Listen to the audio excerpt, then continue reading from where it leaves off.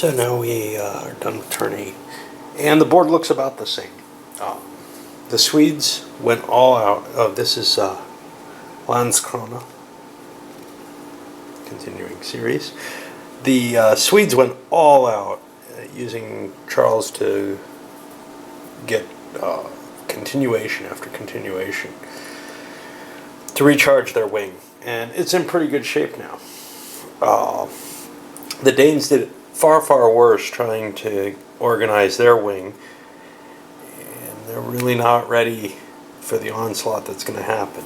They chose against trying to advance, or trying to charge with that left wing by the Danes. I want to keep losses low. That's my primary concern because of the way the victory conditions are stated.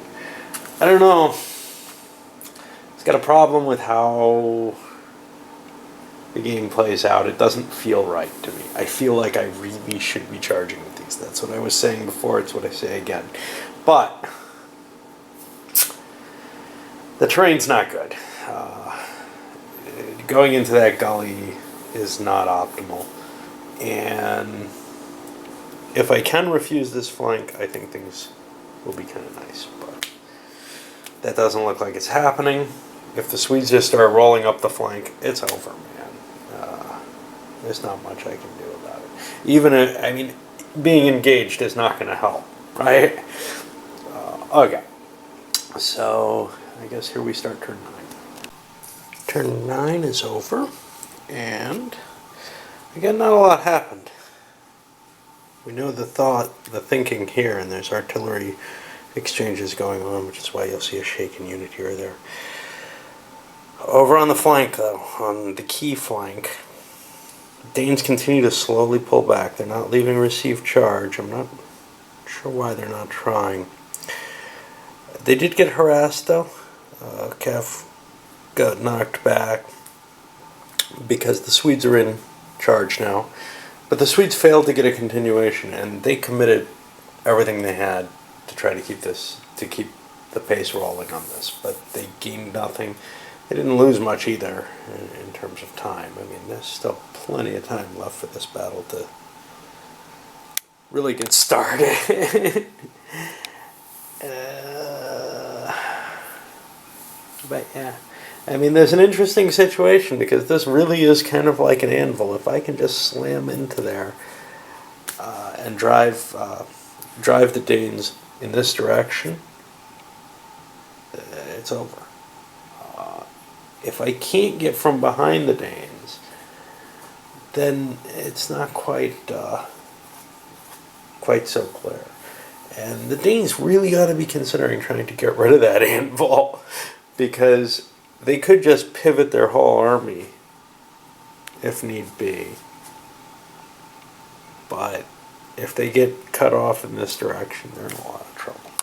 Just grabbing this basically as a snapshot. This is the beginning of turn 10. Swedish left flank, left wing operating. This is on their second activation. Their first one, they brushed aside the cav that was down here, and they crested this hill. Now they're attacking this heavy infantry. Basically, they started taking casualties that led them, as they were advancing kind of cautiously, that led them to believe, I'm not coming out of this with the odds that I need. So they're charging a little harder, moving up to face this one, and trying to eliminate this unit using salvo fire. And they're going to melee across here. This guy may actually melee back, or he may wait. We had an attempted trumping, I don't know what it's called, preemption, to grab the initiative away, but that failed, and now the right wing stuck without, Danish right wing is stuck without being able to get continuations. They can only go one activation for this turn. Usually I like doing my attempts to preempt over out of the battlefield area, but this was an important one. This guy he's the best Danish leader, and it seemed like I really wanted to get him to do it. The odds are low, but whatever. Alright, on to the melee. So the Swedes just got their second continuation. The Danish unit back here, I believe, drove off the Swedish infantry, but then in its advance it got intercepted by some cavalry and itself got routed. Over here the effect was a rout again.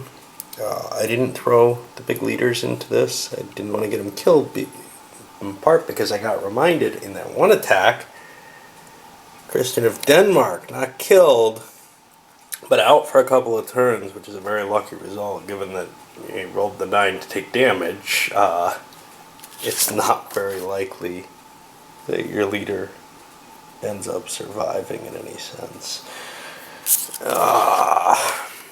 Alright, well, the charge continues, it seems.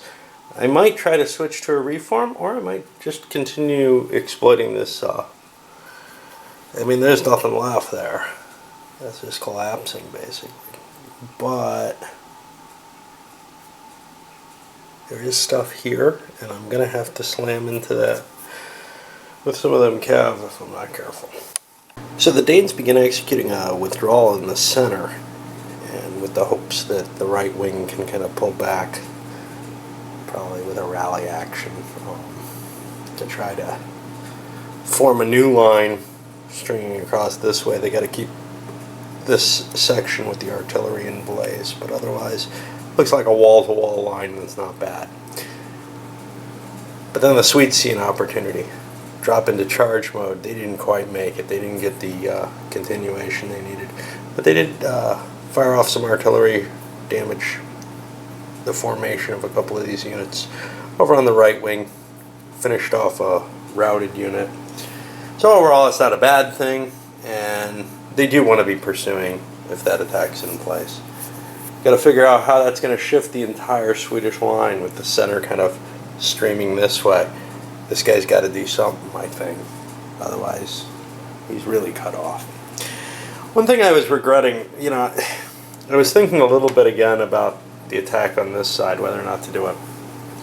And my first thought was, I'm finally getting to the point where I was at with God and Victorious Arms, where I understand, okay, if I have good leadership and I have, my king and my decent leader together, I can get a lot of actions and I can really force a lot to happen in that sector. Therefore, the other sectors, less will be happening. But I'm comparing a 0 leader to a -2 up here. Yeah, it's better than what's happening over here, but it's still not good. It's not. I'm still going to have a lower turnaround time, or a longer turnaround time on getting my unit moving, etc. Anyway, that sold me that, yeah, I was right holding off this whole time anyway. And there's the end of turn 10. Field, we see that right wing in rally formations pulled back. Nothing's really rallied, but yeah, they at least get some chance. This unit probably will leave the map. Got some cleanup to do, of course. And other than that, I don't know how much. We're seeing, it's difficult to pull back in this game, and that's right. I mean, so here we see the result of an infantry unit changing facing and trying to withdraw as ordered, and it was within range of a cav unit. The cav unit got a lucky roll because they're in received charge. So it's only on a 0 through 3 that they actually can pursue. And went in, hit it in the back, boom, it's gone. Now there's a chance the cav could have just run off the field too, which kind of makes it more interesting, I guess. Here are our losses. Looks like the Danes are beginning to start piling them up. And just don't know what to do except kind of try to reform and take it. Swedes open things up with their charging infantry center. They're bringing the guns up, and they got 2 impulses, smacked at least, I think just 1 Danish infantry off the board, but they took a casualty on their leader in doing so, and they got a replacement. The replacement's not bad, but there is a victory point penalty to losing decent leaders. And 11 turns, I got a couple of leaders to put on the board. See, the Danes, they've pulled back. Their backs are up against this wall, actually. Now, where they want to be is stretching this way, with the wall providing some sort of vague, light defensive anchor to their right flank. Maybe trying to use the map edge as well, cheap as that is. But they can't get there. However, the Swedes didn't manage to press. They changed to make ready and moved slowly forward. There's some cranky terrain, and it's just easier to maneuver that way, I'm finding. Danes may have given up an opportunity here. They could have made this thing go into hedgehog. I'm not sure how much they could actually exploit that, though. So the risk seemed not worth it. Had they been able to get, they would have had to do it as a reaction, or else change to charge, which they totally don't want to do. Had they been able to do that, if there was some infantry or something to take advantage of it, that would be great, but there's really nothing left on the line to handle. Up here, the Swedes are shifting a little bit to the left, just trying to maintain contact with the rest of their line. And they took some fire from this gun, finally, because they crested that ridge. Alright. So here on turn 12, the Swedish infantry charge continues. 2 activation, or 1 continuation, 2 activation actions. The commander could not stop him. He's got the guns up there at least, but that unit's now completely exposed. He's driving the cav back. He's been able to shoot them up a little bit using advancing fire in a couple of cases. You know, something like this, where if he moves, he gets to do the advancing fire before the cav withdraws, which is kind of cool. It's nice to see that the infantry can actually affect the cav if the cav stays too close. I like little factors like that, and I think that's historically accurate. I think that the cav could be not, outrun, but shot at before they can get a chance to get away. Alright, so that's the charging unit. What do we have left? We're going to be hitting the Danes over in Make Ready. So another snapshot, the Swedes moving forward, not engaging. Couldn't get into a charge. I don't know if they even tried. But over here, we do see a charge happening. The Danes, after softening things up a little bit more with the artillery, they decided to finally go for it and smashed into the line. I haven't done the close combat yet. We're attacking. There's some cav that's engaged up here that has to be fought out.